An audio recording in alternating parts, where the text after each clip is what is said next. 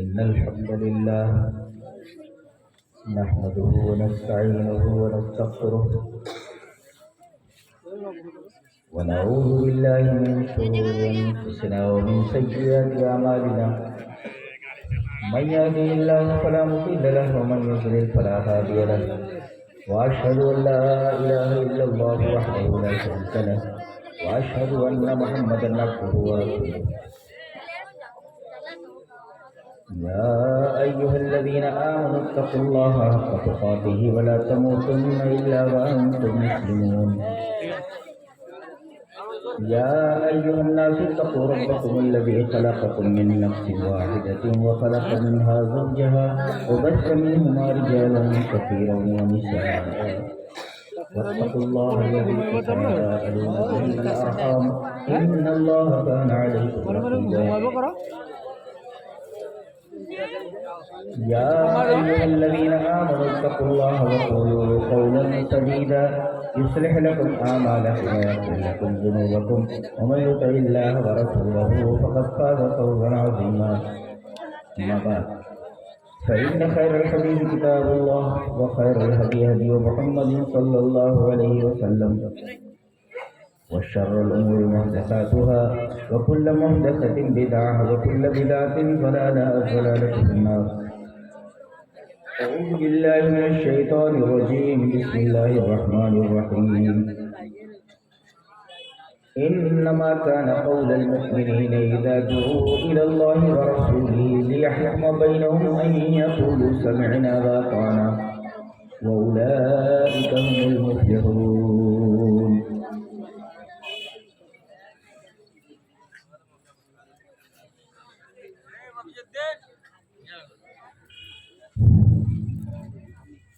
حضرات علماء کرام، محترم بزرگوں، نوجوان بھائیوں، پیارے بچوں، خواتین اسلام، خطبہ مسنونہ کے بعد میں نے سورہ نور کی ایک آیت کریمہ تلاوت کی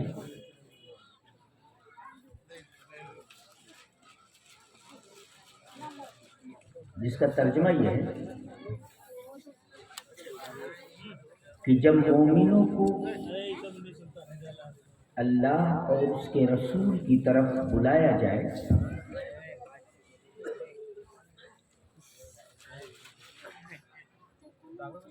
تو ان کی ایک ہی بات ہے کہ ہم نے سنا اور ہم نے مانا، ہم نے سنا اور ہم نے قبول کیا. سمعنا ما قیل لنا، ہم سے جو کہا گیا ہم نے اسے سنا. وَأَطَعْنَا مَنْ دَعَانَا إِلَيْهِ، اور جس کی طرف ہمیں بلایا گیا ہم نے اس کی بات سنی. جو اس کی طرف بلانے والا ہے ہم نے اس کی بات کو قبول کیا.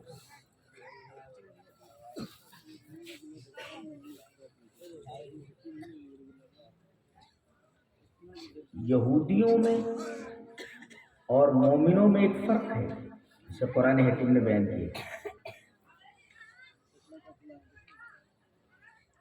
یہودیوں سے جب نبی یہ کہتے تھے بطور خاص حضرت موسیٰ علیہ السلام کہ بھئی یہ کام کرنا ہے، کیا کہتے ہیں؟ سمعنا وعصینا، ہم نے سنا اور ہم نے انکار کیا. یعنی آپ جو کہہ رہے ہیں وہ ہم سن رہے ہیں، سمجھ رہے ہیں، لیکن ہم آپ کی بات قبول کرنے کے لیے تیار نہیں. یہ یہودیوں کی عادت ہے. اس تناظر میں اگر آپ دیکھیں تو اللہ اور اس کے رسول کی کتنی باتیں ہمارے کانوں میں آتی ہیں، ہم سنتے ہیں. سوال یہ ہے کہ سننے کے بعد اس کو مانتے کہ نہیں مانتے؟ نہیں مانتے. ایک فرق یہ تھا کہ وہ زبان سے بول دیتے تھے یہودی کہ ہم نہیں مانتے، لیکن مسلمان زبان سے تو نہیں بولتا کہ میں اللہ اور اس کے رسول کی بات کو نہیں مانتا، بلکہ وہ اپنے عمل سے ثابت کرتا ہے کہ ہم نے اللہ اور اس کے رسول کی بات سن لی، مگر ہماری زندگی میں جس عمل کا حکم دیا گیا ہے وہ عمل ہماری زندگی میں نہیں ہے۔ تو زبان سے بول دیتے تھے، زبان سے انکار کرتے تھے، اور ہم اپنے عمل سے انکار کرتے، فرق کچھ بھی نہیں جی، فرق کچھ بھی نہیں، وہ اپنے قول سے انکار کرتے تھے اور ہم اپنے عمل سے انکار کرتے تھے، کیا ایسا نہیں ہے؟ جی، تو کم سے کم اس دعا کا تو خیال رکھیے، اس دعا کی لاج رکھیے جو ہر نماز میں آپ اللہ سے مانگتے ہیں کہ اہدنا الصراط المستقیم، اے ہمارے رب ہمیں صراط مستقیم پر چلا، صراط الذین انعمت علیہم، ان لوگوں کا راستہ جن پر تیرا انعام ہوا۔ یہ کون لوگ تھے جن پر انعام ہوا؟ یہ وہی لوگ تھے جنہوں نے نبی کی بات سنی اور اطاعت کی۔ اس کے بعد غیر المغضوب علیہم، مغضوب علیہم سے مراد یہود، اے ہمارے رب ہمیں یہودیوں کا راستہ نہیں چاہیے جنہوں نے کہا تھا کہ ہم سنتے ہیں، ہم نے سنا اور ہم نے انکار کیا۔ اللہ، تو آپ نماز میں یہ کہتے کہ ہم یہودیوں کی طرح نہیں، لیکن عمل تو یہودیوں جیسا ہے کہ ہم نے سنا، وہ زبان سے کہتے تھے کہ ہم نے نہیں مانا، لیکن ہم کہتے ہیں کہ ہم نے سنا اور عمل سے کرتے ہیں، عمل سے ثابت کرتے ہیں کہ نہیں کرتے، نہیں مانتے۔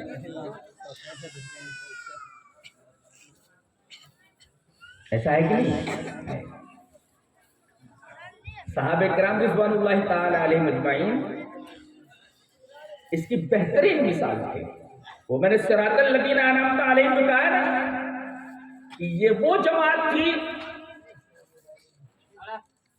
جو کہتی تھی کہ ہم نے سنا نبی کی بات کو اور ہم نے نبی کی بات مانی۔ اس کی ایک مثال دیکھیں ایک حدیث میں، حدیث کی طرح وعن جابر بن عبد اللہ رضی اللہ تعالی عنہ قال لما استوى رسول الله صلى الله عليه وسلم يوم الجمعة فقال اجلس، فسمع ذلك ابن مسعود فجلس على باب المسجد فرآه رسول الله صلى الله عليه وسلم فقال تعال يا ابن مسعود، رواه ابو داود في کتاب الصلاة۔ حضرت جابر رضی اللہ تعالیٰ عنہ ایک صحابی ہیں، وہ کہتے ہیں کہ نبی کریم صلی اللہ علیہ وسلم جمعہ کا خطبہ دے رہے تھے، تو کچھ لوگ ایسے کھڑے تھے، شاید جگہ نہیں مل رہی تھی یا جگہ تھی اسی وجہ سے کھڑے تھے۔ نبی کریم صلی اللہ علیہ وسلم نے کہا اجلسو، بیٹھ جاؤ۔ جب آپ یہ جملہ بول رہے تھے اجلسو بیٹھ جاؤ، تو حضرت عبداللہ بن مسعود مسجد میں داخل ہو رہے تھے، ان کے کانوں میں بات پڑی اجلسو بیٹھ، حالانکہ نبی نے ان سے نہیں کہا تھا کہ تم بیٹھ جاؤ، تو جو کھڑے تھے ان سے آپ نے کہا تھا کہ بیٹھ جاؤ، لیکن ابن مسعود نے جب نبی کی یہ بات سنی بیٹھ جاؤ، فجلس علی باب المسجد، تو مسجد میں داخل ہو رہے تھے، مسجد میں داخل نہیں ہوئے، مسجد کے دروازے پر بیٹھے۔ اللہ، کیا سمجھ میں آیا؟ سمجھ میں یہ آیا کہ نبی اگر کسی بات کا حکم دے تو من غیر تباطؤ، بغیر تاخیر کے، وداؤٹ اینی ڈیلے، بغیر کسی تاخیر کے فوراً اس پر عمل کیا جائے۔ ایسا نہیں کہ بعد میں دیکھیں گے، بعد میں عمل کریں گے۔ اس صحابی کا عمل دیکھیے، یہ نبی نے کہا اجلسو، تو مسجد میں داخل ہو کر کے چاہتے تو بیٹھ جاتے، لیکن مسجد میں داخل ہو رہے تھے تو مسجد میں داخل نہیں ہوئے تھے، وہ دروازے پر بیٹھ گئے، مسجد کے چوکھٹ پر بیٹھ گئے، اور جلس علی باب المسجد۔ نبی کریم صلی اللہ علیہ وسلم نے تقریر کرتے ہوئے ان کی طرف دیکھا تو دکھا وہ دروازے پر بیٹھے ہوئے، فرآہ رسول اللہ صلی اللہ علیہ وسلم، نبی کریم صلی اللہ علیہ وسلم نے ان کو دیکھا کہ وہ دروازے پر بیٹھ گیا. فقال تعال یا ابن مسعود، یا عبداللہ ابن مسعود، اے عبداللہ ابن مسعود ادھر آ جاؤ، وہاں بیٹھے ہو. اور یہ جملہ بتا رہا ہے کہ نبی نے ان سے نہیں کہا تھا بیٹھنے کے لیے. نہیں تو یہ کیوں کہتے تعال یا عبداللہ ابن مسعود؟ جی آپ نے ان سے نہیں کہا تھا، وہ جو لوگ کھڑے تھے دوسرے لوگ آپ کو مخاطب تھے. جی تو اس سے ہمیں یہ بات معلوم ہوئی کہ جب نبی کوئی بات کہیں، اب آج ہمارے درمیان نبی نہیں ہے تو حدیث کی کوئی بات، قرآن کی کوئی بات ہمارے کانوں میں پڑے تو ہمیں فوراً بغیر کسی تاخیر کے فوراً اس پر عمل کرنا چاہیے. آج جو تباہی اور بربادی ہے جانتے ہیں اس کی وجہ کیا ہے؟ چلیے وہ آیت کریمہ پڑھ لیتے ہیں اور اس کی ایک شاندار تفسیر آپ دیکھیں. اللہ نے فرمایا وہ سورہ نور ہی میں، یہ آیت جس کی ہم شرح کرنا چاہتے ہیں وہ سورہ نور میں، اور ہم اس اشاعت میں جو آیت پیش کرنا چاہ رہے تھے آگے وہ بھی سورہ نور ہی میں. اللہ نے فرمایا فَلْيَحْذَرِ الَّذِينَ يُخَالِفُونَ عَنْ أَمْرِهِ ان تصیبہم فتنۃ او یصیبہم عذاب علیم. ان لوگوں کو ڈرنا چاہیے جو اس کے حکم کی مخالفت کرتے ہیں. کس کے؟ نبی کہتے ہیں کرو اور آدمی اپنے قول اور عمل سے کام نہیں کرتے، مخالفت بولتے ہیں. تو جو لوگ میرے نبی کے حکم کی مخالفت کرتے ہیں انہیں ڈرنا چاہیے کہ کسی فتنے میں مبتلا نہ ہو جائے. جانتے ہیں فتنے کی تفسیر کیا کی گئی ہے؟ القتل. قالہ ابن عباس، حضرت ابن عباس رضی اللہ تعالیٰ عنہ نے فتنہ کی تفسیر قتل سے کی ہے. ابھی کچھ مسلمانوں کو تو زندہ جلا دیا گیا.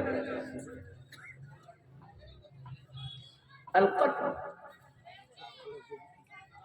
کتنے لوگوں کو قتل کیا جا رہا ہے.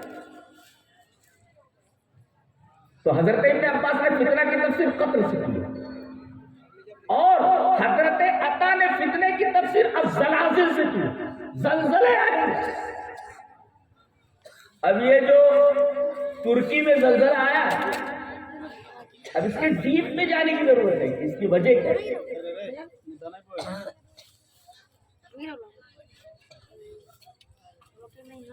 کبھی کبھی ایسا ہوتا ہے کہ ایک چیز کے دو اسباب ہوتے ہیں. ہمیں ظاہری سبب تو سمجھ میں آتا ہے لیکن جو اس کا حقیقی سبب وہ ہماری سمجھ میں نہیں آتا. مثلا ایک محلے میں لوگ بیمار ہونے لگے، جسے دیکھو وہ صاحب فراش بستر پر پڑا ہوا. حفظان صحت کے آفیسران کو بلایا گیا کہ بھئی ذرا تحقیق کیجئے کہ اس محلے کے لوگ ایک کے بعد دیگر بچے جوان بوڑھے سب بیمار ہو رہے ہیں، سب بستر پر لیٹ جا رہے ہیں، کیا وجہ ہے؟ اب حفظان صحت کے آفیسران آتے ہیں اور کہتے جانتے اس کی وجہ کیا ہے؟ وہ جو محلے کے ایک طرف نالے کے پاس جو گندگی کا ڈھیر ہے، اس گندگی کے ڈھیر سے جو جراثیم نکل رہے ہیں یہ جراثیم ہی سبب ہے ان لوگوں کی بیماری کے، اور یہ اسی وجہ سے بیمار ہو. اس لیے کہ محلے کے ایک طرف نالے کے پاس وہ جو گندگی کا ڈھیر ہے اس ڈھیر سے جراثیم نکل رہے ہیں. یہ تو حفظان صحت کے آفیسران نے کہا.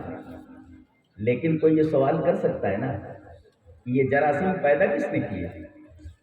جراثیم پیدا کس نے کی؟ وہ یہ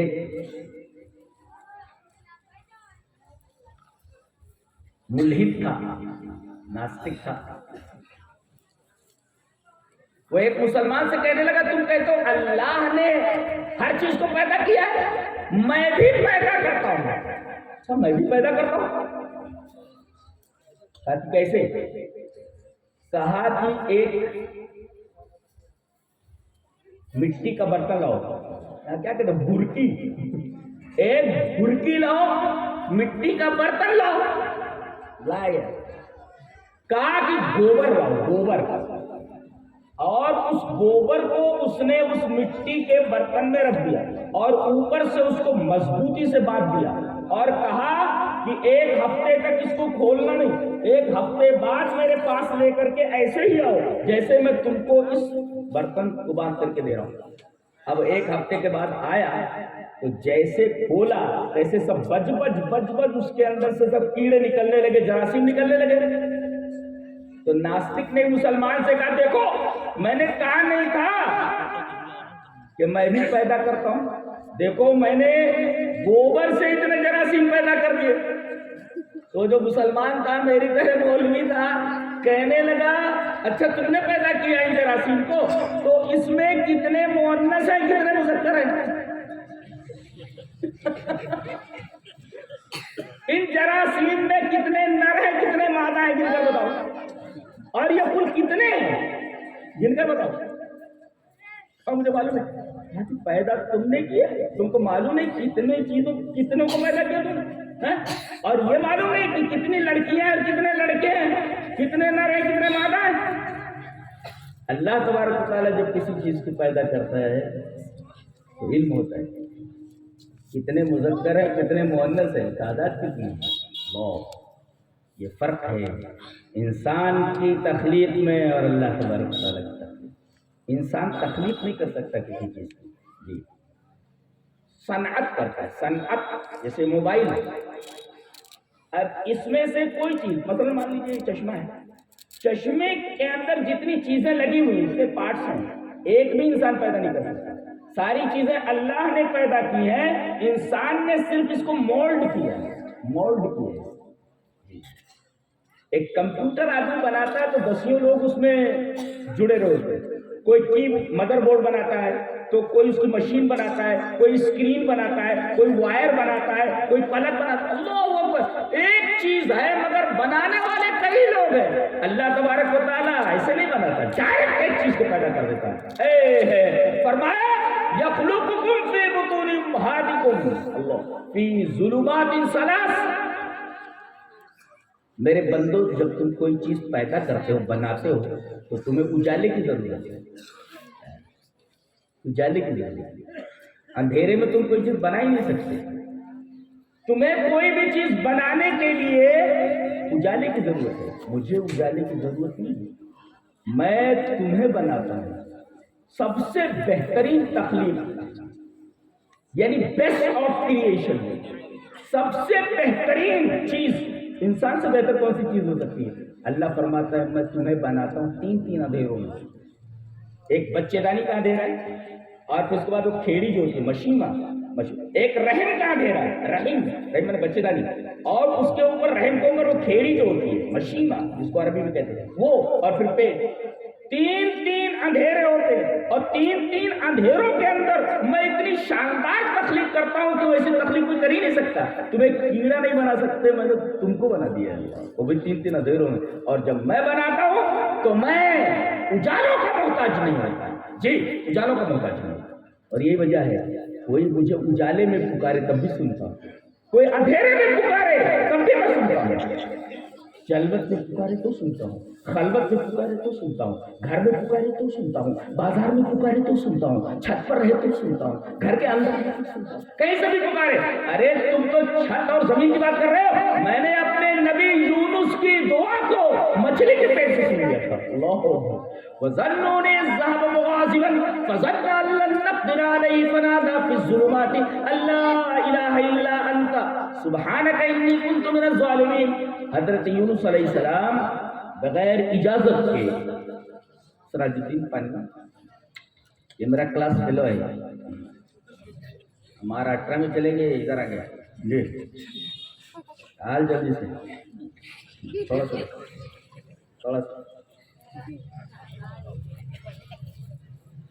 تو ہم لوگ بہت پریشان کرتے تھے پڑھنے کے بعد، اتنا زیادہ سے پہلے سے بھائی اللہ میں ہدایت۔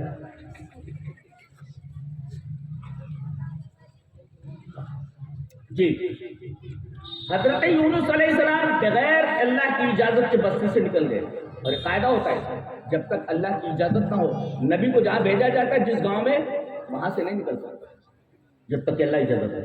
نبی اس وقت تک مکہ سے نہیں نکلے جب تک کہ اللہ نے اجازت نہیں دی کہ آپ اب مکہ سے مدینہ جا سکتے ہیں.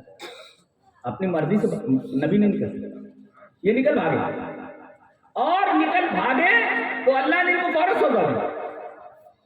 یہ کشتی میں بیٹھے, کشتی ڈاواں ڈول ہونے لگی, بیلنس کو برقرار رکھنے کے لیے ان کو اٹھا کر کے پھینک دیا گیا. قرآن اندازی ہوئی, قرآن کے نام نکلا, گوٹی جس کو بولتے ہیں. یہ اتنے بھائی کن کے نام نکلا, ارے ان کے نام نکلا, چلو پھینک دو ان کو آگے, نہیں تو سب ڈوب جائیں گے. ایک نقطہ اور ملا, نقطہ یہ ملا کہ جماعت کے لیے فرد کو قربان کیا جا سکتا ہے, فرد کے لیے جماعت کو قربان نہیں کیا جا سکتا. یہ پوری کشتی ڈوبنے والی ہے. ایک آدمی کے ختم ہو جانے سے پوری جماعت بچ سکتی ہے. جماعت کو بچاؤ, جماعت کو بچایا جائے. حضرت یونس علیہ السلام کو اٹھا کر مچھلی کے پیٹ پہ پھینک دیا گیا, اور جیسے یہ پانی میں گرے ایک بڑی مچھلی آئی اور اس نے نگل لیا. اب جو ناستک ہیں, جو قرآن پر اعتراض کرتے, کہتے ارے قرآن میں یہ بات غلط لکھی ہوئی ہے. ارے بھلا کوئی مچھلی کے پیٹ میں زندہ رہ سکتا ہے, آکسیجن کیسے پہنچتی ہے؟ ارے بے وقوف آدمی, تو 9 مہینے ماں کے پیٹ میں رہا, آکسیجن کیسے پہنچتی رہی؟ اللہ نے وہاں زندہ رکھا کہ 3 اندھیروں میں. اللہ فرماتا ہے جیسے میں نے تجھے 3 اندھیروں کے اندر تیری تخلیق کی, تجھے پالا, تجھے آکسیجن دیا, اور جن جن چیزوں کی ضرورت تھی وہ تمام چیزیں ہم نے تمہیں عطا کی. اللہ, ایک بات بتاؤ, سب سے زیادہ محبت کیے جانے کے قابل کون ہے؟ سب سے زیادہ محبت, ایک نوجوان بولتا فلاں لڑکی سے محبت کیے جانے کے, سب سے زیادہ وہ لڑکی محبت کیے جانے کے قابل. کیوں بھائی؟ باپ بولتا ہے سب سے زیادہ محبت کیے جانے کے قابل میرا بیٹا ہے. شوہر کہتا ہے سب سے زیادہ محبت کیے جانے کے قابل میری بیوی ہے. ارے بے وقوف آدمی, ماں کے پیٹ میں جہاں نہ باپ کا دخل ہے, نہ ماں کا دخل ہے, نہ ڈاکٹر کا دخل ہے, تجھے پری جیسی صورت ہوتا ہے اور باہر نکلتا ہے, اور باہر نکلتے ہی وہاں تو تجھے غذا دیتا ہے, ساری چیزیں مہیا کرتا ہے, اور باہر نکلتا ہے تو کہتا ہے کہ میری دکان میرا رزق دیتی ہے. اتنا بے حیا اور بے شرم انسان کون ہو سکتا ہے؟ اسی وجہ سے اللہ تبارک و تعالیٰ نے کہا وَإِن تَعُدُّوا نِعْمَتَ اللَّهِ لَا تُحْصُوهَا إِنَّ الْإِنسَانَ لَظَلُومٌ كَفَّارٌ. نعمتیں اتنی ہے کہ گن نہیں سکتا, اور حالت یہ ہے بے شرمی کی اور بے حیائی کے انسان کے کہ وہ ناشکری پر ناشکری پیش کرتا ہے. تو جس طرح اللہ ہی صرف عبادت کے لائق ہے, ایسے ہی سچی محبت کیے جانے کے لائق صرف وہی ہے. وہی ہے. ابھی آدمی بیمار ہو جائے تو کہتے ہیں اسے آکسیجن کی ضرورت ہے. گھنٹے گھنٹے میں کتنا پیسہ لگتا ہے آکسیجن کا, ذرا پوچھو. جو لوگ ایسی حالت میں ہوتے ہیں اور ان کو ICU میں رکھا جاتا ہے, جی فری میں, یہاں جتنے لوگ بیٹھے ہوئے آکسیجن آپ کو فری میں دی جا رہی ہے, آکسیجن فری میں دی جا رہی ہے. ڈاکٹر تم کو پیسے لے کر آکسیجن دے گا, اور تم آکسیجن کے بغیر زندہ نہیں رہ سکتے. گویا تمہاری ایک سانس یہ اللہ تبارک و تعالیٰ کے فضل و کرم اور اس کی رحمتوں کے تلے دبی ہوئی ہے, احسان کرے دبی ہوئی ہے. تم ایک سانس میں اللہ کے محتاج ہو, تو ایک سانس میں اللہ کے احسان مند ہو. تمہاری ایک سانس گرو رکھی ہوئی ہے. آدمی سانس اندر نہ لے, ہوا اندر نہ لے, مر جائے گا, اور وہی ہوا اندر جا کر رک جائے, باہر نہ نکلے, مر جائے گا. گویا ہوا وہی ہے, اندر جاتی ہے تو مدار حیات, اور اندر رک جائے تو آدمی کے مرنے کا باعث. ہوا جاتی ہے وہی ہوا نکلتی, ایک نعمت میں 2 نعمت. ہوا وہی ہے, اندر جاتی ہے تو نعمت, اور اندر سے باہر آتی ہے تو بھی نعمت. کتنے لوگ فری میں آکسیجن لے رہے ہو, ابھی تم کو ICU میں ڈالنا پڑے, کتنا پیسہ لگے گا, حالت خراب ہو جائے گی. فری میں آپ کو دے رہا ہے. تو محبت کیے جانے کے قابل کون ہے؟ پانی کون نکالتا ہے؟ اللہ فرماتا ہے اگر میں چاہوں تو پانی اتنے نیچے کر دوں, غوراً فَمَن يَأْتِكُم بِمَاءٍ مَّعِينٍ, میٹھا پانی کون لا سکتا ہے؟ اگر میں پانی کو اتنے نیچے کر دوں, تمہاری اوقات نہیں ہے کہ تم پانی نکال سکتے. تمہاری کیا اوقات تمہاری کیا؟ بڑی بڑی بلڈنگیں, اللہ اکبر, ترکی کی گرتی ہوئی بلڈنگیں دیکھو, نیچے دبے ہوئے بچے دیکھو, باپ کی چیخیں سنو, ماں کی کراہیں سنو, تڑپ جاؤ گے. جی نہیں کہتا دیکھنے کے لیے، جی نہیں کہتا، ہمت نہیں پڑتی دیکھنے کے لیے۔ منٹوں میں پورا شہر کھنڈر بنا دیا گیا، کھنڈر بنا دیا گیا، بڑی بڑی عمارتیں کھنڈر میں تبدیل ہو گئی۔ یہ سب اللہ کے ہاتھ ہے، رب تعالیٰ کے ہاتھ ہے، اور تم ہو کہ اپنی شرارتوں سے باز نہیں آتے۔ احسان پر احسان اللہ کیے جائے گا۔ ماں کے پیٹ میں 3 تاریخوں کے اندر پالتا ہے، تو محبت کے لائق کون ہے؟ اللہ اکبر۔ سب سے بڑی لذت بتا دوں، سب سے بڑی لذت کہاں ملتی ہے؟ رات کی تنہائی میں رب کے سامنے جب کوئی نہ ہو، ذرا ہاتھ اٹھا کر رو کر بتاؤ، ایسی لذت نہیں ملتی۔ آزما کر دیکھو، تمہیں موبائل میں بھی وہ مزہ نہیں آئے گا اس کو چلاتے رہتے، تمہیں بہترین سے بہترین کھانا کھانے میں اتنا مزہ نہیں آئے گا، عورت کے پاس جانے پر بھی اتنا مزہ نہیں آئے گا جتنا کہ رات کی تنہائی میں رب کے سامنے ہاتھ اٹھا کر آنسو بہانے میں آتا ہے۔ کبھی بہا کر دیکھو، اور تمہارے سارے مسائل کا حل تو وہی ہے۔ تم بیمار ہو، تمہارا بچہ تم سے بچھڑ گیا ہے، تمہاری بیوی بیمار ہے، تمہاری دکان تباہ ہو گئی ہے، آنسوؤں کا نذرانہ رب تعالیٰ کی بارگاہ میں پیش کر دو، سارے مسائل ہو جاتے ہیں۔ تو 3 تاریخیوں کے اندر اللہ تبارک و تعالیٰ تمہیں پالتا ہے، تمہیں پیدا کرتا ہے۔ اللہ، حضرت یونس علیہ السلام کو جب مچھلی نے پیٹ میں لے لیا تو ایک تو مچھلی کے پیٹ کا اندھیرا ہے، اور دوسرے سمندر کے پانی کا اندھیرا ہے، اور تیسرے رات کا اندھیرا ہے۔ وہاں بھی 3 تاریخیاں، 3 اندھیرے ہیں۔ جیسے ماں کے پیٹ میں 3 اندھیرے، ایسے یونس علیہ السلام جب مچھلی کے پیٹ میں چلے گئے تو وہاں بھی 3 اندھیرے، اور وہاں سے پکارتے ہیں میرے رب غلطی ہوگی، لا الہ الا انت سبحانک انی کنت من الظالمین۔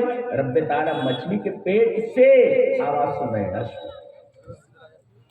کہیں سے بھی پکارو اللہ سنتا ہے۔ کچھ لوگ ہوتے ہیں جو بول نہیں پاتے، وہ ایک نہیں کہہ پاتے مجھے یہ چاہیے، یہ نہیں کہہ پاتے مجھے کیا چاہیے۔ رب کہتا ہے میرے بندے تم بول نہیں سکتا نا، لیکن تم کیا کہنا چاہتا ہے میں سمجھتا ہوں کیا کہنا چاہتا ہے۔ ہم کسی کے سامنے کوئی بات کہنا چاہتے ہیں، ہم کہہ نہیں پاتے، معافی ضمیر ہم نہیں ادا کر پاتے۔ We can't express what we have in mind, in heart۔ ہم نہیں بتا سکتے، ہم ایکسپریس نہیں کر سکتے، لیکن میرا رب کہتا ہے میرے بندے تو بول نہ سکے لیکن تو بولنا چاہتا ہے، جو تو میں سمجھتا ہوں کیا بولنا چاہتا ہے۔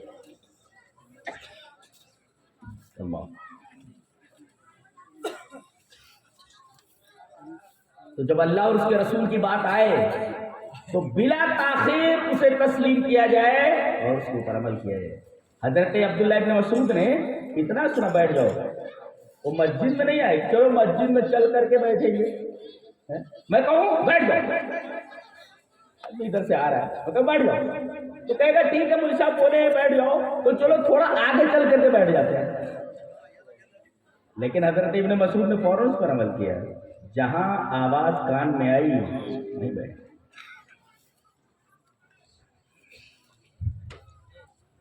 یہ ہے نبی کریم صلی اللہ علیہ وسلم کی اطاعت اور نبی کریم صلی اللہ علیہ وسلم کا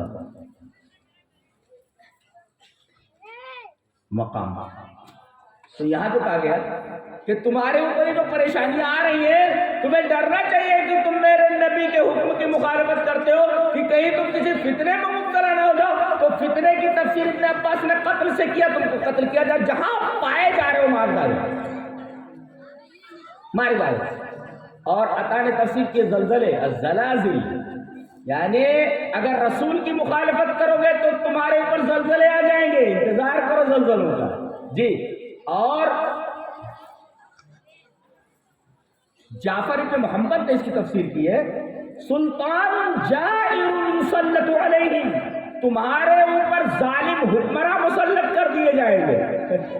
مسلط ہے، ظالم حکمراں تمہارے اوپر مسلط کر دیے جائیں گے.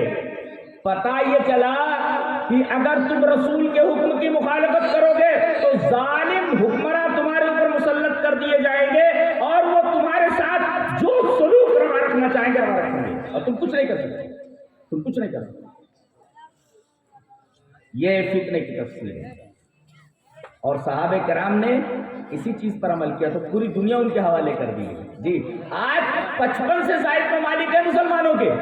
جی یہ سب انہوں نے فتح کیے تھے. صحابہ کرام نے فتح کر کے ان کو دیا تھا. یہ سنبھال نہیں پا رہے ہیں، سنبھال نہیں پا رہے ہیں. یہ سب صحابہ کرام نے دیے، انہوں نے فتح کیا تھا. تو انما كان قول المؤمنين اذا دعوا الى الله ورسوله ليحكم بينهم ان يقولوا سمعنا واطعنا واولئك هم المفلحون. ایمان والا اگر ہے تو اس کی زبان سے ایک ہی بات نکلتی ہے کہ اسے اللہ اور اس کے رسول کی طرف بلایا جائے کہ ہم نے سنا اور اطاعت، بس اور کچھ نہیں بولتا. ہم نے سنا اور ہم نے اطاعت. احادیث کے پورے ذخیرے کو اٹھا کر دیکھیے، پورے ذخیرے کو اٹھا کر دیکھیے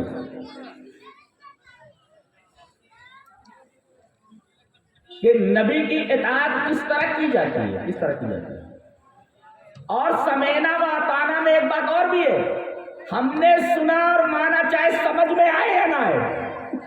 بعض لوگ کہتے ہیں کہ جو بات ہماری سمجھ میں آئے گی وہی مانیں گے، جو حدیث ہماری سمجھ میں آتی ہے وہ مانیں گے اور جو نہیں آتی ہے نہیں مانیں گے. سمینا و اطانا کے اندر بھی یہ بات ہے کہ چاہے سمجھ میں آئے یا نہ آئے ماننا ہے. جیسے اگر آدمی گاؤں میں ہے اور وضو بنا کر کے موزہ پہن لیتا ہے تو اب دوبارہ اگر وضو بنانے کی ضرورت پڑے تو پیر دھلنے کی ضرورت نہیں ہے. 24 گھنٹے تک ایک دن ایک رات موزے پر مسا کر سکتے ہیں، بس ایسے پیر دھلنے کی ضرورت نہیں. شرط یہ ہے کہ وضو بنا کر کے اس نے موزہ پہنا ہو، موزہ نہیں نکالا ہو. اور اگر مسافر ہے تو 3 دن 3 رات وہ موزوں پر مسا کر سکتا ہے، پیر دھلنے کی ضرورت نہیں. اچھا یہ بتاؤ کہ آدمی جب موزہ پہنتا ہے جب چلتا ہے تو گندگی کہاں لگتی ہے؟ اوپر موزے کے کہ نیچے؟ نیچے لگتی ہے. لیکن مسا کہاں کرایا جا رہا ہے؟ اوپر مسا کرایا. جبکہ عقل یہ کہتی ہے کہ نیچے موزے کے مسا کیا جائے، گندگی نیچے لگتی ہے لیکن مسا اوپر سے کرایا جاتا ہے. ہماری سمجھ میں نہیں آ رہا ہے لیکن ہمیں ماننا ہے، ہمیں مسا اوپر سے کرنا ہے. جیسے حضرت علی رضی اللہ تعالیٰ عنہ سے مروی ہے روایت اس طرح، وعن علی رضی اللہ تعالیٰ عنہ قال لو كان الدين بالرأي لكان اسفل الخف اولى بالمسح من اعلاه وقد رايت رسول الله صلى الله عليه وسلم يمسح على ظاهر الخفين رواه ابو داؤد في کتاب الطہارہ. حضرت امام ابی داؤد رحمہ اللہ اس حدیث کو ایسے کتاب الطہارہ کے اندر لائے. راوی نبی کریم صلی اللہ علیہ وسلم کے داماد محترم حضرت علی رضی اللہ تعالیٰ. حضرت علی فرماتے ہیں کہ اگر دین کی بنیاد عقل کے اوپر ہوتی تو مسح موزوں کے اوپر نہیں بلکہ موزوں کے نیچے ہوتا. اور میں نے نبی کریم صلی اللہ علیہ وسلم کو دیکھا ہے کہ آپ موزوں پر مسح اوپر سے کر رہے ہیں، مطلب اوپر سے، نیچے سے نہیں. جبکہ عقل یہ کہتی ہے کہ گندگی نیچے لگتی ہے، مسح موزے کے نیچے سے ہونا چاہیے. لیکن چونکہ نبی نے کہا ہے، عقل کچھ کہتی ہے مگر نبی کچھ کہتا ہے، تو ہمیں نبی کی بات ماننی ہے. سمینا بات آنا چاہے ہمیں سمجھ میں آئے یا نہ آئے، ہم نے سنا اور ہم نے مانا. جی چلیے ایک روایت اور دیکھتے ہیں. حدیث کس طرح ہے؟ وعن ابی سعید الخدری رضی اللہ تعالی عنہ قال بینما رسول اللہ صلی اللہ علیہ وسلم یصلی باصحابہ اذ خلعنا علیہ فوضعهم عن یسارہ فلما رأى القوم ذلك القوا نعالهم فلما قضى رسول الله صلی اللہ علیہ وسلم صلاته قال ما حملكم على إلقائكم نعالكم قالوا رأيناك ألقيت عليك فألقينا نعالنا. فقال رسول الله صلى الله عليه وسلم إن جبريل عليه السلام أتاني فأخبرني أن فيهما قذرا أو قال أذى وقال إذا جاء أحدكم المسجد فلينظر فإن رأى في نعليه قذرا أو أذى فلیمسحوا ولیصلی فیہما رواہ ابو داؤد رواہ ترمذی فی کتاب الصلاۃ. حضرت امام ترمذی رحمہ اللہ اس حدیث کو کتاب الصلاۃ میں بولا ہے. حضرت ابو سعید خدری رضی اللہ تعالیٰ روایت کرتے ہیں کہ نبی کریم صلی اللہ علیہ وسلم صحابہ کو نماز پڑھا رہے تھے اور آپ جوتے پہنے ہوئے تھے اور بہت سارے صحابہ کرام بھی جوتے پہنے ہوئے تھے. اس سے پتا چلا کہ آدمی جوتے پہن کے نماز پڑھ سکتا ہے، لیکن اس کا یہ مطلب نہیں کہ مسجد میں قالین وغیرہ بچھی ہوئی ہے اور آدمی جوتے پہن کر قالینوں کو گندا کرتا چلا جائے. نہیں، یہ حکم وہاں کے لیے ہے جب مسجد کا فرش کچا ہو، یا جیسے آپ جنازے وغیرہ کی نماز پڑھ رہے ہوں جہاں کھیت ہے، جہاں کچی زمین ہے، تو وہاں پر آپ کو جوتے اتارنے کی ضرورت نہیں ہے، بلکہ آپ جوتوں میں نماز پڑھ سکتے ہیں. چپل پہنے ہوئے بعض لوگ کیا کرتے ہیں، وہ چپل نکال کر چپل کے اوپر کھڑے ہو جاتے ہیں. ضرورت ہے اس کی، چپل پہن کر جوتے پہن کر بھی آپ نماز پڑھ سکتے ہیں، کوئی حرج نہیں. یہاں نبی کریم صلی اللہ علیہ وسلم جوتے پہن کر نماز پڑھا رہے ہیں اور بہت سارے صحابہ کرام جوتے پہن کر آپ کی اقتدا کر رہے ہیں. دوران نماز اچانک نبی کریم صلی اللہ علیہ وسلم نے اپنے جوتے اتارے اور اپنے بائیں سائڈ میں رکھ دیے. صحابہ کرام نے دیکھا کہ آپ نے نماز کی حالت میں اپنے جوتے اتارے اور بائیں سائڈ میں رکھ دیے. تمام صحابہ کرام نے جنہوں نے جوتے پہن کر اس وقت نماز وہ لوگ پڑھ رہے تھے، انہوں نے جوتے نکال کر کے اپنے بائیں سائڈ میں رکھ دیے. جب نبی کریم صلی اللہ علیہ وسلم نے نماز ختم کی تو دیکھا کہ سب کے جوتے ایک طرف رکھے ہوئے، جو جوتے پہن کر نماز پڑھ رہے تھے سارے کے سارے نے جوتے اتار دیے اور ایک طرف رکھ دیے. آپ نے پوچھا ما حملکم علی القائکم نعلم، تم نے جوتے کیوں اتارے؟ اللہ، لیکن صحابہ کرام کیا جواب دیتے؟ کتنا پیارا جواب ہے. نبی پوچھ رہے ہیں تم نے جوتے کیوں اتارے؟ انہوں نے جواب دیا اللہ کے رسول رأیناک القیت نعلیک فالقینا نعلم، ہم نے آپ کو جوتے اتارتے دیکھا، ہم نے جوتے اتار دیا. یعنی ہم نے آپ کو ایک عمل کرتے ہوئے دیکھا، ہم نے اسی طریقے سے جوتے اتار دیا آپ کو دیکھ کر کے. ایک نقطہ اور بھی معلوم ہو کہ اگر نبی کوئی کام کرے تو اسے دلیل نہیں مانگی جاتی. جی، دنیا کے تمام انسانوں سے دین کی بات اگر آئے اور اگر کہے کہ یہ دین ہے تو دلیل لائے، دلیل ہے.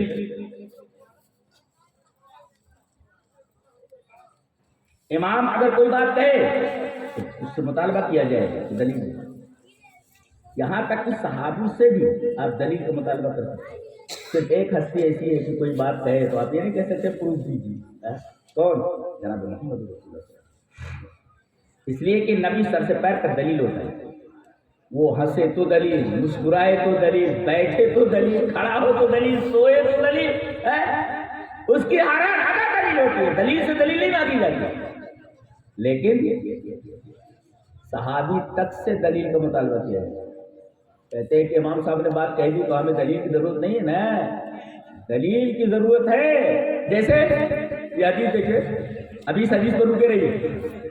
حدیث جسے امام ترمذی رحمۃ اللہ علیہ کتاب الحج کے اندر لائے، روایت اس طرح وان ابن ابی عمار قال قلت لجابر رضی اللہ تعالی عنہ الذبو اسیدنیہ قال نعم قال قلت اكلها قال نعم قال قلت اقاله رسول اللہ صلی اللہ علیہ وسلم قال نعم رواه ترمذی کی کتاب الحج. حضرت ابن ابی عمار کہتے ہیں یہ تابعی ہے، یہ حضرت جابر جو صحابی ہیں ان کے پاس جو کہا کہ حضرت ایک سوال کرنا ہے کہ پوچھو.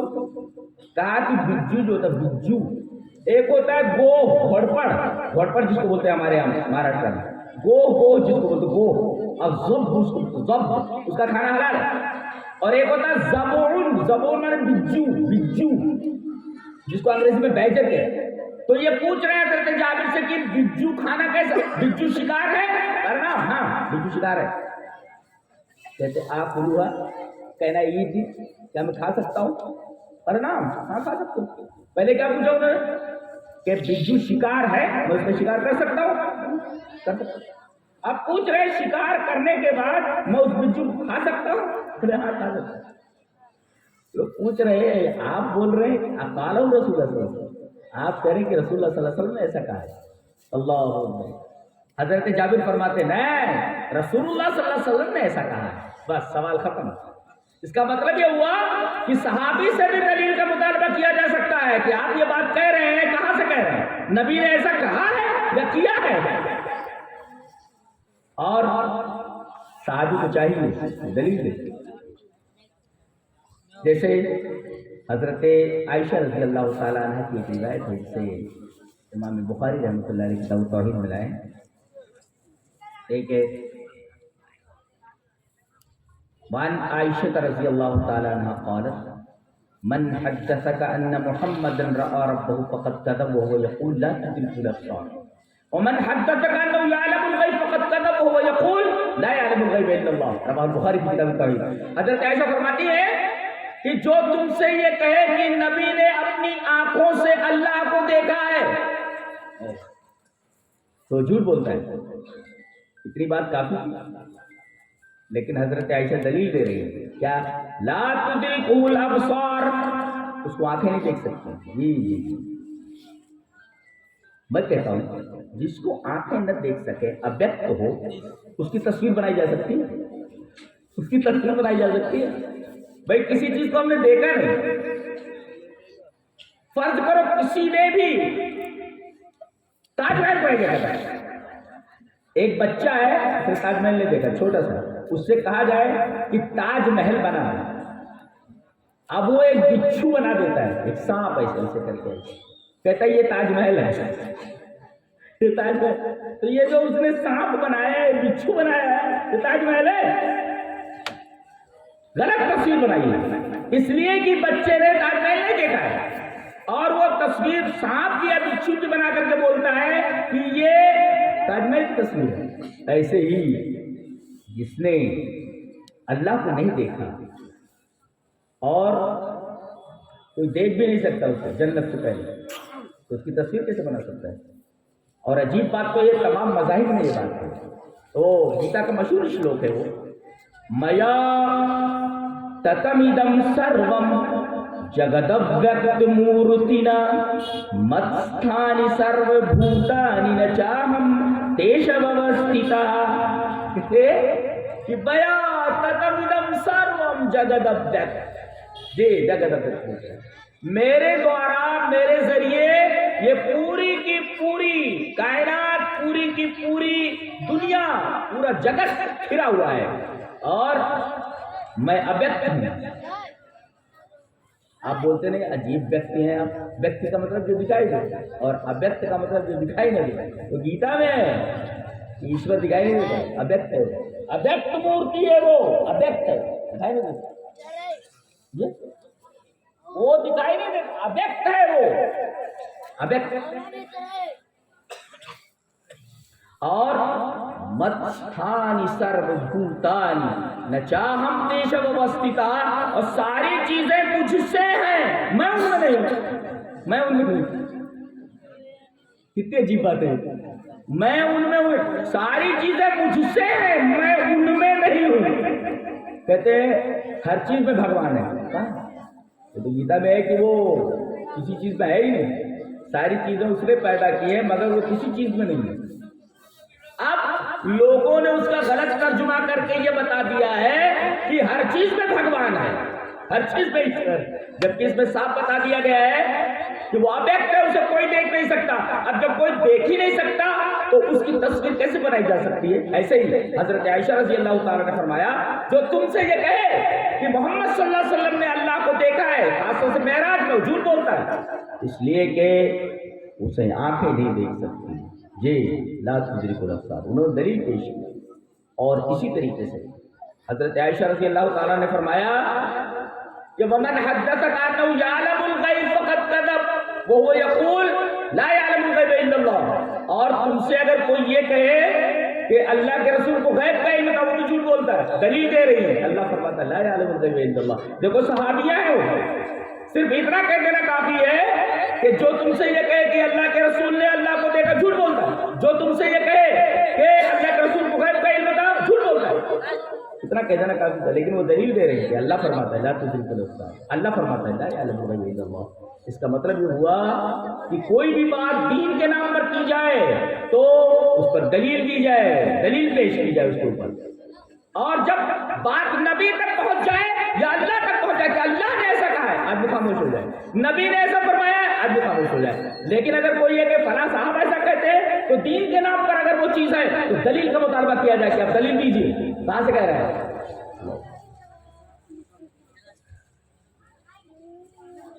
تو یہ جو جوتے اتار کر ایک سائڈ میں رکھ دیے، اس سے ایک مسئلہ اور نکلا۔ دیکھو نبی کریم صلی اللہ علیہ وسلم نے اپنے جوتے اتار کر ایک طرف رکھے، صحابہ کرام نے بھی اپنے جوتے اتار کر ایک طرف رکھ دیے۔ اسی طرح اگر کوئی آدمی جیب میں موبائل لیے ہوئے ہو اور سوئچ آف کرنا بھول گیا ہو تو، اور کسی نے ڈائل کر دیا ہو نمبر اور بجنے لگا ہو تو بجنے نہ دیا جائے بلکہ جیب سے اسے نکال، جب باندھے ہوئے ہیں جیب سے اسے نکال لیا جائے، اور جیب سے نکالنے کے بعد سوئچ آف کر کے بھی جیب میں ڈال دو۔ دیکھیے وہاں جوتے اتارے، اتنا عمل کیا، اتنا عمل کیا۔ ایسے ہی اگر موبائل بجنے لگے تو اتنا عمل آپ نماز کی حالت میں کر سکتے۔ اور ایک بات اور معلوم ہے، نبی کریم صلی اللہ علیہ وسلم نے یہ کہا کہ تم لوگوں نے جوتے کیوں اتارے؟ میں نے جو جوتے اتارے ہیں، اچھا صحابہ کرام نے یہ نہیں کہا کہ اللہ کے رسول آپ نے جوتے کیوں اتارے، انہوں نے اتنا کہا کہ اللہ کے رسول آپ کو جوتے اتارتے ہم نے دیکھا، ہم نے جوتے اتار دیے۔ یہ نہیں کہا کہ آپ نے جوتے کیوں اتارے، اس لیے کہ نبی سے دلیل کا مطالبہ کیسے کیا جا سکتا ہے؟ نبی نے خود جواب دیا اسے۔ جی جواب کیا دیا؟ میں نے جوتے اس وجہ سے اتارے کہ میرے پاس جبریل آئے اور کہا کہ آپ کے جوتوں میں گندگی لگی ہوئی ہے۔ جی اس سے ایک بات اور معلوم ہوئی کہ نبی کو غیب کا علم نہیں تھا۔ اگر آپ کو غیب کا علم تھا تو ایسے جوتے پہن کر نماز پڑھانے کے لیے کھڑے نہ ہوتے جس جوتے کے اندر گندگی لگی ہے۔ جبرائیل نے آ کر کے بتائی۔ سے ایک بات اور معلوم ہے کہ جتنی باتیں نبی کریم صلی اللہ علیہ وسلم نے بیان فرمائی ہے وہ تمام کی تمام وحی الہی ہے، وحی الہی ہے۔ جبرائیل کے ذریعے اللہ تبارک و تعالی نے آپ تک وہ بات پہنچائی اور آپ نے وہ بات امت تک پہنچائی۔ اگر کوئی آدمی نبی کی بات آ جانے کے بعد اگر یہ پوچھتا ہے کہ فلاں صاحب کیا کہتے ہیں، سب بات جو میں چلیے دیکھیں امام شافعی رحمۃ اللہ علیہ کا معاملہ تھا، شرح عقیدہ طحاویہ کے اندر امام بخاری رحمۃ اللہ علیہ کا یہ قول اور یہ واقعہ انہوں نے نقل کیا ہے۔ چلو پڑھ لیتے پہلے۔ قال البخاری سمعت الحمیدی یقول كنا عند الشافعي رحمه الله فأتاه رجل فسأله عن مسألة فقال قضى فيها رسول الله صلى الله عليه وسلم كذا وكذا فقال الرجل للشافعي ما تقول أنت؟ فقال سبحان الله تراني في كنيسة تراني في بيئة تراني على وسط الزنار أقول لك قضى رسول الله صلى الله عليه وسلم فأنت تقول ما تقول أنت؟ الله أكبر۔ حضرت امام بخاری فرماتے ہیں کہ میرے استاد امام حمیدی کہتے ہیں کہ میں امام شافعی کے پاس بیٹھا ہوا تھا، ایک آدمی آیا اور امام شافعی سے اس نے کہا کہ حضرت ایک مسئلہ پوچھتا ہے۔ کہا کہ پوچھو۔ اس نے وہ مسئلہ پوچھا۔ حضرت امام شافعی نے فرمایا کہ رسول اللہ صلی اللہ علیہ وسلم نے اس مسئلے میں یہ کہا ہے، دیکھیں یہ کہا ہے۔ حضرت امام شافعی نے کیا کہا کہ رسول اللہ صلی اللہ علیہ وسلم نے یہ کہا ہے۔ اب اس کو خاموش ہو جانا چاہیے نا، وہ یہ کہہ رہا ہے امام شافعی سے ما تقول انت، آپ کی کیا رائے ہے؟ دیکھو امام شافعی فرما رہے ہیں کہ رسول اللہ صلی اللہ علیہ وسلم نے یہ مسئلہ اس طرح بتایا ہے۔ رسول کی بات تو آ گئی نا، اب تیرا ما تقول انت، آپ کیا کہتے ہیں؟ حضرت امام شافعی نے کہا سبحان اللہ ترانی فی کنیست، کسی چرچ میں تو مجھے دیکھ رہا ہے کہ میں چرچ میں کھڑا ہوا ہوں، ترانی فی بیت، تو دیکھ رہا ہے کہ میں کسی یہودی کے معبد میں کھڑا ہوا ہوں، یہودی خانے میں کھڑا ہوا ہوں، یا میرے کمر کے اندر زنار جنیوں دیکھ رہا ہے؟ یہ پوچھ رہا ہے. واہ کتنی بڑی بات امام شافعی نے کی, کتنی بڑی بات کہی کہ تم میری رائے جاننا چاہتا ہے. جب میں نے کہہ دیا کہ رسول اللہ صلی اللہ علیہ وسلم نے اس مسئلے میں یہ فرمایا, تم میری رائے جاننا چاہتا ہے, کیا تم مجھے غیر مسلم سمجھتا ہے؟ یعنی مسلمان ایسا کہہ ہی نہیں سکتا, غیر مسلم ہی ایسا کہہ سکتا ہے, مسلمان ایسا نہیں کہہ سکتا. نبی کے قول کے آ جانے کے بعد, عمل کے آ جانے کے بعد آدمی یہ نہیں کہہ سکتا کہ آپ کیا کہتے ہیں, ما تقول اللہ. حضرت امام شافعی نے فرمایا ارے عجیب بات ہے, سبحان اللہ, ترانی فی بیعۃ ترانی فی کنیسۃ ترانی علی وسط النار. میرے کمر میں جھنڈیوں دیکھتا ہے کیا؟ ہندو دکھ رہا ہوں میں, کافر دکھ رہا ہوں میں, یا کسی گرجا گھر میں کھڑا ہو یا کسی یہودی خانے میں کھڑا ہو؟ پوچھا تو نے کیسے؟ میں کہتا ہوں اقول لک قضا رسول اللہ صلی اللہ علیہ وسلم, میں کہتا ہوں رسول اللہ صلی اللہ علیہ وسلم نے کیا, اور تو پوچھتا ہے کہ تم کیا کہتے ہو. اگر رسول کی بات آ جائے تو امام شافعی کی کیا حیثیت ہے, یہ بتانا چاہتے ہیں امام شافعی. اور آج دیکھو ائمہ کے ماننے والے کیا بولتے ہیں کہ ہمارے امام کی کیا حدیث نہیں ملی تھی, ہمارے امام نے یہ کہا ہے. رسول اللہ صلی اللہ علیہ وسلم کی بات آ جاتی ہے کہ ہمارے امام نے کہا ہے, وہ نہیں مانتے. تو یہ سمجھنا اور آتا ہے پتا نہیں. حالانکہ مومنین کا قول ایک ہی ہونا چاہیے جب انہیں اللہ اور اس کے رسول کی طرف بلایا جائے, کیا کہ ہم نے سنا اور ہم نے اطاعت کی. اچھا بعض لوگ یہ کہتے ہیں کہ بھئی فلاں صاحب اتنے بڑے عالم ہیں وہ غلطی کر ہی نہیں سکتے. جی ارے بڑے بڑے صحابہ کرام سے غلطی ہوئی. چلیے ایک حدیث دیکھتے ہیں, بہت ہی پیاری حدیث ہے. جی حدثنا آدم حدثنا شعبة حدثنا ابو قیس سمعت حذیل بن شرحبیل قال سئل ابو موسیٰ عن بنت وابنت ابن واخت فقال للبنت النصف وللأخت النصف وات ابن مسعود فسيتابعون. فسئل ابن مسعود واخبر بقول ابي موسى فقال لقد ظلمت اذا وما انا من المعتدين اقضي فيها بما قضى النبي صلى الله عليه وسلم للابنة النصف ولابنة ابن السدس تكملة الثلثين وما بقي فللأخت. فأتيناه أبا موسى فأخبرنا بقول ابن مسعود رضي الله تعالى فقال لا تسألوني ما دام هذا الحبر فيكم. رواه البخاری في کتاب الفرائض. امام بخاری حدیث کو کتاب الفرائض میں ہے. اور سنیے, ابو موسیٰ اشعری کے پاس کچھ لوگ آتے ہیں, کہتے ہیں حضرت ایک مسئلہ پوچھتا ہے, وراثت کا مسئلہ. آج بیٹیوں کو وراثت کون دیتا ہے؟ کوئی نہیں دیتا. باپ مرا فوراً بیٹی کو اس کی وراثت دے دینی چاہیے. جی حاجی ہوا کرے, نمازی ہوا کرے, پیر اوپر اور منڈی نیچے کر لے, اتنی عبادت کر لے, اگر اس نے وراثت نہیں دی ہے تو اللہ فرماتا ہے یدخلہ نارا خالدا فیہا, تو جہنم میں ڈال دیا ہے. آج بیٹیوں کے وراثت کے تعلق سے ہم لوگ بہت ڈھیلے ہیں جی, اور بالکل غیر محتاط ہے اس تعلق سے. جی یہ آئے ہیں وراثت کا مسئلہ پوچھنے کے لیے. کہتے ہیں حضرت ایک آدمی مر گیا ہے, اس کی ایک بیٹی ہے, ایک پوتی ہے اور ایک بہن ہے. کتنا ملنا چاہیے؟ کہتے ہیں کہ آدھا جائیداد کا آدھا حصہ بیٹی کو دے دیا جائے اور جائیداد کا آدھا حصہ بہن کو دے دیا جائے. پوتی کو کچھ نہیں دے گے, لیکن مسئلے میں ان کو ڈاؤٹ تھا. کہنے لگے ابن مسعود کے پاس جا کر یہ مسئلہ کلیئر کر دو, اور شاید جو مسئلہ میں نے بتایا ہے وہی مسئلہ وہ بھی بتائیں گے. اب یہ لوگ حضرت عبداللہ بن مسعود کے پاس آئے اور کہا کہ ہم نے یہ مسئلہ پوچھا تھا, ایک بیٹی ہے, ایک پوتی ہے, ایک بہن ہے.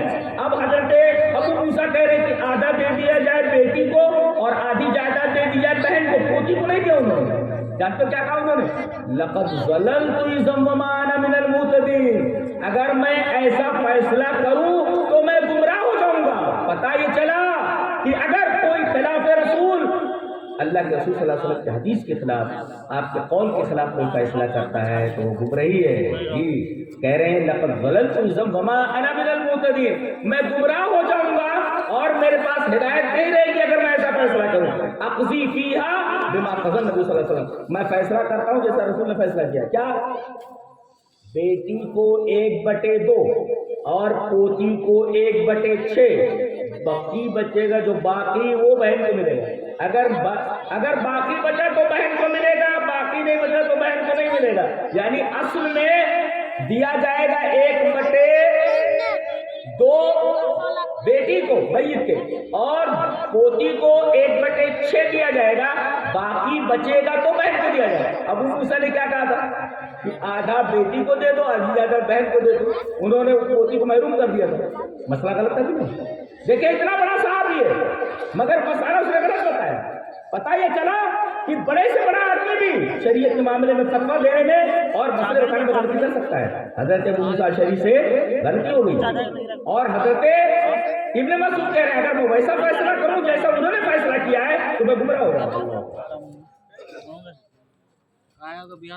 اچھا ایک بات اور جو قابل ہو رہے ہیں, حضرت ابن مسعود نے یہ نہیں کہا کہ ایسا فیصلہ کر کے ابو موسیٰ گمراہ ہے. اس کا مطلب حضرت ابو موسیٰ نے اجتہاد کر کے مسئلہ بتایا تو ان کو ایک اجتہاد کا ثواب مل گیا اگر تو مسئلہ غلط تھا. اسی وجہ سے حضرت ابن مسعود نے انہیں غلط نہیں کہا, یہ کہا کہ اگر میں ایسا فیصلہ کروں تو میں گمراہ ہو جاؤں گا. جس سے یہ پتہ چلتا ہے کہ رسول کی حدیث آ جانے کے بعد اگر اس کے اپوزٹ فیصلہ کیا جائے تو فیصلہ غلط ہوگا, ضلالت ہوگا, گمراہی ہوگی وہ. اور اب کہہ رہے ہیں نبی صلی اللہ علیہ وسلم, میں اس کے بارے میں وہی فیصلہ کروں گا جو نبی نے کیا ہے. کیا 1/2 بیٹی کو, 1/6 پوتی کو, باقی بچہ تو بہن کو ملے گا. اب وہ لوگ آئے ابو موسیٰ کے پاس اور کہا کہ آپ نے جو مسئلہ بیان کیا تھا وہ تو غلط تھا. حضرت ابن مسعود نے یہ مسئلہ بیان کیا ہے تو حضرت ابو موسیٰ کہہ رہے ہیں لا تسألونی ما دام هذا الحبر فیکم, مجھ سے مسئلے مت پوچھا کرو جب تک اتنا بڑا عالم تمہارے درمیان موجود ہے. اس کا مطلب یہ ہے کہ ایک عالم سے بڑا عالم, اس سے بڑا عالم, اس سے بڑا عالم, اللہ اکبر. یعنی العلم بحر لا نہایت له, علم ایسا سمندر ہے, ایسا دریا ہے جس کا کوئی کنارہ نہیں ہے. وفوق کل ذی علم علیم, اللہ فرماتا ہے ایک عالم اس سے بڑا عالم, اس سے بڑا عالم, اس سے بڑا عالم, اس سے بڑا عالم, اور سب سے بڑا عالم اللہ. علیم عالم الغیب والشہادہ. آخری بات آپ کے سامنے پیش کروں کہ رسول کی بات چپ چاپ کیوں ماننی چاہیے. کیوں دوسروں کی بات چپ چاپ نہیں ماننا, دلیل ماننا ہے. جی رسول کی بات کو آنکھیں بند کر کے بلا دلیل کیوں مانی جائے, کیوں مانی جائے؟ اس کی وجہ چلیے ایک حدیث دیکھتے ہیں, سمجھ میں آئے کہ نبی کی بات بلا کیوں چہرہ کیوں تسلیم کی جائے. حدیث وعن جابر بن عبد الله رضي الله تعالى عنه قال جاءت امرأة سعد بن ربيع بابنتيها من سعد إلى رسول الله صلى الله عليه وسلم فقالت يا رسول الله هاتان ابنتا سعد قتل أبوهما معك يوم أحد شهيدا وإن عمهما أخذ مالهما ولم يدع لهما مالا ولا تنكحان الا ولهما مال قال يقضي الله في ذلك فنزلت آية الميراث وبعث رسول الله صلى الله عليه وسلم الى عمهما وقال آتي ابنتي سعد الثلثين وآت امهما الثمن وما بقي وهو لك. رواه الترمذی في کتاب الفرائض. حضرت جابر بن عبداللہ فرماتے ہیں کہ ایک صحابی حضرت سعد بن ربیع وہ میدان احد میں شہید ہو گئے. جانتے ہیں اتنے زخم لگے تھے ان کو, وہ میدان میں تڑپ رہے تھے. افراتفری کا عالم تھا. اسی عالم میں یہ خبر مشہور ہو گئی کہ نبی کریم صلی اللہ علیہ وسلم کو قتل کر دیا گیا. جی اب صحابہ کرام اور سراسیمہ ہو گئے اور بوکھلا گئے کہ ہمارا تو کمانڈر ہی نہیں رہا, رسول ہی ہمارے درمیان نہیں رہا. شیطان نے یہ خبر پھیلا دی جس سے صحابہ کرام کے حوصلے پست ہو جائیں, پریشان ہو گئے. اب سعد بن ربیع کے پاس ایک صاحب پہنچتے, وہ تڑپ رہے ہیں, بس جان اب نکل رہی تب نکل رہی, زخموں سے چوب رہے. یہ جو وہاں گئے کہنے لگے کہ کیسا پاتے ہو اس کو. انہوں نے اپنے بارے میں کچھ نہیں کہا, کہا کہ رسول کا کیا حال ہے, رسول کا کیا حال ہے. اللہ, ایک آدمی دنیا سے جا رہا ہے جانکاری کے عالم میں, رسول سے محبت دیکھو. وہ اپنی موت کے بارے میں، اپنی زندگی کے بارے میں نہیں سوچ رہے ہیں. اتنی عجیب بات ہے، اپنی جان کی فکر نہیں کر رہے. وہ پوچھ رہا ہے میرے نبی کو کیا ہوا، کیسے ہیں وہ. یہ محبت جب تک نہیں آئے گی ہمارے اندر، تب تک ہمارے حالات نہیں بدلیں گے. کتنا بھی آپ تعلیم نہیں، تعلیم کے سمندر میں ڈبکی لگا لو، اگر رسول سے محبت کا یہ انداز نہیں ہوگا تو ہمارے حالات کبھی بھی بدلیں گے نہیں. یہ دیکھیے جان نکل رہی ہے مگر صحابی یہ پوچھ رہا ہے نبی کو کیا ہو، تم میری چھوڑو میں رہوں نہ رہوں. یہ بتاؤ خبر کانوں میں آئی ہے کہ نبی زندہ نہیں ہے، نبی کا کیا حال ہے؟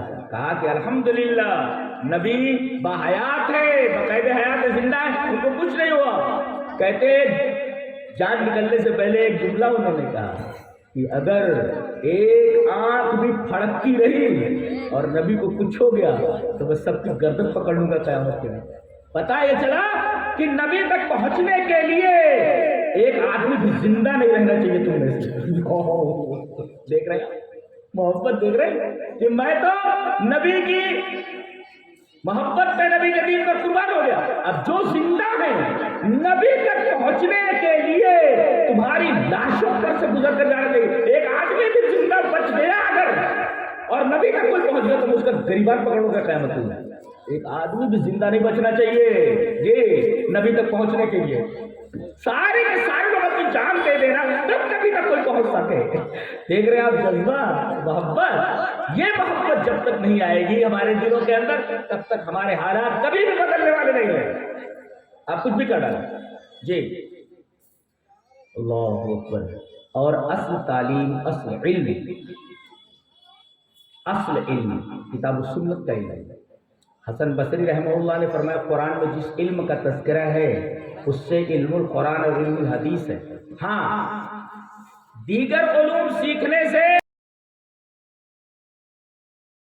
اسلام منع نہیں کرتا، بلکہ بنیادی طور پر پہلے دین کا علم آپ سیکھیں جو فرض کفایہ ہے. نماز کیسے پڑھی جائے، روزے کیسے رکھے جائے، زکوٰۃ کیسے دی جائے، ان تمام چیزوں کا جو علم ہے وہ آپ اچھی طرح حاصل کریں. اور فعلم انہ لا الہ الا اللہ، آپ لا الہ الا اللہ کا علم حاصل کریں. توحید کیا چیز ہے وہ آپ سیکھیں، اور اس کے بعد دنیا میں جتنے علوم ہیں آپ سیکھیں. آپ آئی اے ایس بنے، آپ آئی پی ایس بنے. اچھا اندازہ لگاؤ کہ ایک عالم ہے، ابھی جتنے بچے فارغ ہوئے الحمدللہ مدرسے نے محنت کی 3 ہی ہیں، لیکن الحمدللہ تینوں قرآن جیسی کتاب کے حافظ. کوئی معمولی بات آپ کیا سمجھ رہے ہیں ان کو تینوں جو بیٹھے ہوئے جی. ان کے لیے صرف یہ دعا کریں کہ اللہ تبارک و تعالی ان کی زندگی قرآن کے مطابق گزارنے کی توفیق دے. قرآن تو انہوں نے اپنے سینوں میں محفوظ کر لیا، اب ضرورت اس بات کی ہے کہ قرآن کے مطابق اپنی زندگی کو گزاریں. قرآن آپ کے سینے میں ہے مگر آپ قرآن کے خلاف چل رہے ہیں تو اس کا مطلب آپ نے جو کچھ حاصل کیا دیکھا ہے. تو آپ ان کے لیے دعا کریں اور ان کے اساتذہ ان پر نگرانی کریں، اور پھر یہ بچے حافظ ہو جائیں اور عالم ہو جائیں، پھر اس کے بعد ڈاکٹر بنے، انجینئر بنے. بہت سارے ہمارے ایک ناظرین صاحب ہیں یہاں ساؤتھ میں، ان کے 2 لڑکے فارغ ہوئے وہاں سے، عالم ہوئے، پہلے حافظ ہوئے، حافظ ہونے کے بعد عالم ہوئے، اور عالم ہونے کے بعد دونوں نے 12ویں کا امتحان دیا اور نیٹ وغیرہ کو کراس کیا انہوں نے، اور اس وقت اب دونوں ایم ڈی ہیں. حافظ ہے، عالم ہے، ایم ڈی ہے جی. اللہ. تو ہمارا ایک حافظ، ہمارا ایک عالم اگر آئی آئی ٹی این ہو، ہمارا ایک عالم اور حافظ آئی اے ایس ہو، ہمارا ایک حافظ اور عالم آئی پی ایس ہو. اللہ اکبر. کتنا اچھا لگے گا کہ دیکھیے کم سے کم کچھ نہیں، آبے کعبہ بگڑا ہوا ہے لیکن کم سے کم وہ قرآن کے خلاف نہیں جائے گا، اور اتنا آگے نہیں جائے گا جتنا کہ وہ لوگ چلے جاتے ہیں جن کے پاس علم دین نہیں ہے، علم القرآن نہیں. تو یہ بہت بڑی چیز ہے اور بہت بڑا کام کیا جا رہا ہے.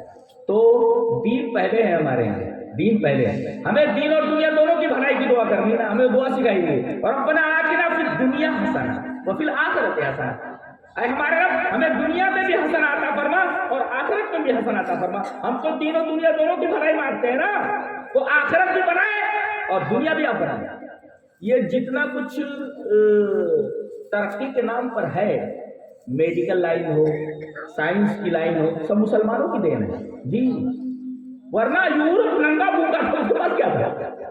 اندلس سائنس کا گڑھ تھا. یورپ کے لوگوں کو پکڑ پکڑ کے لایا جاتا تھا، بچوں کو کھانا دیا جاتا تھا، مسلمان میں کھانا دیتے تھے اور پڑھاتے تھے. آج بھی کوئی پڑھایا وہ ہمارے سر پہ سوار ہے اور ہم نے وہ لائن چھوڑ دی جی، ہمارے سر پہ سوار ہے. یعنی ہماری بلی ہم ہی سے میں ہوں، ہم ہی نے تم کو سکھایا تھا، ہم ہی نے سکھایا تو خنجر چلانا ہمارا ہی سر ہے اڑانے کے قابل. ہم نے تو تم کو پکڑ پکڑ کر کے داخلہ دیا اپنے اسکولوں میں. یورپ کے ننگے بھوکے لوگوں کو اندلس میں تعلیم دی گئی اور پھر وہ آگے بہت بڑے بڑے سائنٹسٹ بنے. لیکن ایک بات یاد رکھیں گے کہ کوئی کتنا بھی بڑا سائنٹسٹ ہو جائے، انجینئر ہو جائے، ڈاکٹر ہو جائے، اگر زندگی میں دین نہیں ہے، کچھ بھی اس کے پاس نہیں. تو ہماری زندگی میں پہلے دین آنا چاہیے. اس کے بعد اسلام نہیں روکتا کہ آپ کوئی بھی فن پڑھیں، آپ انجینئر بنے، آپ ڈاکٹر بنے، نہیں روکتا. ترقی کرنے سے اسلام کہیں بھی روک اس کے اوپر نہیں لگاتا، قدم نہیں لگاتا، بلکہ ہمت افزائی کرتا. لیکن شرط یہ ہے کہ پہلے آپ کی زندگی میں دین ہونا چاہیے، دین. اور جب تک یہ دین نہ ہو تب تک انسان کی تخلیق کا کوئی مقصد نہیں ہے. میں ایک آیت کریمہ پر غور کر رہا تھا، عجیب سا لگا مجھے. الرحمن علم القرآن خلق الانسان. اب دیکھو آدمی بچہ پہلے پیدا ہوتا ہے، اس کے بعد اسکول بھیجا جاتا ہے نا، یہاں الٹا ہے. اللہ نے قرآن کو سکھایا، انسان کو پیدا کیا. ارے بھائی خلق انسان کو پیدا کیا پھر قرآن کو سکھایا، یہ معاملہ الٹا ہے. یعنی قرآن کو سکھایا اللہ نے اور انسان کو پیدا کیا. نقطہ یہ ملا کہ انسان پیدا ہو بھی جائے تو اس کی زندگی کا کوئی معنی نہیں ہے اگر اس کے پاس قرآن کا علم ہے.